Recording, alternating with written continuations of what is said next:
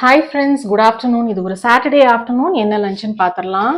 இங்கே பார்த்தீங்கன்னா நெய் வச்சுருக்கேன். இது வந்து ஹோம்மேட் கீ கிடையாது. இந்த ஊத்துக்குழி வெண்ணெய் அப்படின்னு சொல்லிட்டு கிடைக்கும்ல, அந்த வெண்ணெயை வந்து உருக்கி நெய் இங்கே செய்து வச்சுருக்கேன். இது எதுக்குன்னு நான் சொல்கிறேன். அப்புறம் இன்னைக்கு குழம்பு பார்த்தீங்கன்னா வாழைப்பூ உருண்டை குழம்பு. நம்ம வாழைப்பூ வடைக்கு தட்டுற மாதிரி. ஆனால் இதில் உருண்டை குழம்பு பொதுவாக பார்த்தீங்கன்னா துவரம்பருப்பு, அதுக்கப்புறம் கடலைப்பருப்பு ஹாஃப் அண்ட் ஹாஃப் போட்டு செய்யணும். அப்போதான் உங்களுக்கு நல்லா சாஃப்டாக வரும்.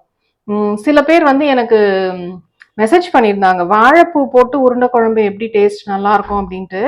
நான் இங்கே யூஸ்வலாக வந்து பொதுவாக பசங்களுக்கு வந்து இந்த மாதிரி வெஜிடபிள்லாம் இறங்கணும் அப்படின்னா கொஞ்சம் இன்னோவேட்டிவாக திங்க் பண்ண வேண்டியதாக இருக்கு. நான் வந்து இது ஒரு தடவை செஞ்சு பார்த்தேன். ஜஸ்ட் ஒரு இந்த மாதிரி செய்தா அவங்க சாப்பிட்றாங்களான்னு. பட் நல்லா சாப்பிட்டாங்க அண்ட் வந்து எஃபெக்டிவா இருக்கு.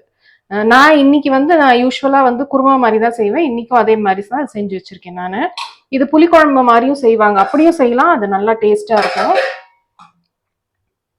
அப்புறம் இங்க பாத்தீங்கன்னா தயிர் தோய வச்சு வச்சிருக்கேன். அப்புறம் இங்க இருக்குது நம்மளுடைய சீரக தண்ணி, சீரகம் வெந்தயம் போட்டு தண்ணி, டீடாக்ஸ் வாட்டர். அப்புறம் பாத்தீங்கன்னா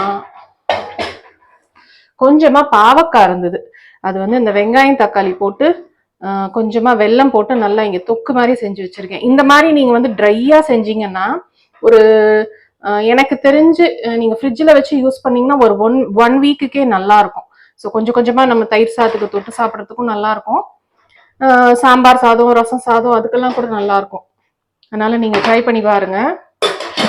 இங்க கொஞ்சமா ஃபர்மெண்டட் ரைஸ் இருக்கு, அது வந்து தயிருக்கு. அதே மாதிரி ஸ்மால் கிரெயின்ஸும் நான் வந்து வெந்துகிட்டு இருக்கு.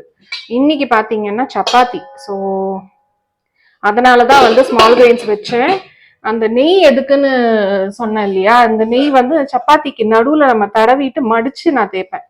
ஸோ கொஞ்சம் உங்களுக்கு லேயர்ஸும் நல்லா கிடைக்கும், நல்லா சாஃப்டா இருக்கும் சப்பாத்தி கொஞ்ச நேரத்துக்கு. ஸோ அதனால அந்த நெய் நான் எடுத்து வச்சிருக்கேன். ஸோ இதுதான் எங்களுடைய Saturday lunch. See you in the next video. Bye bye.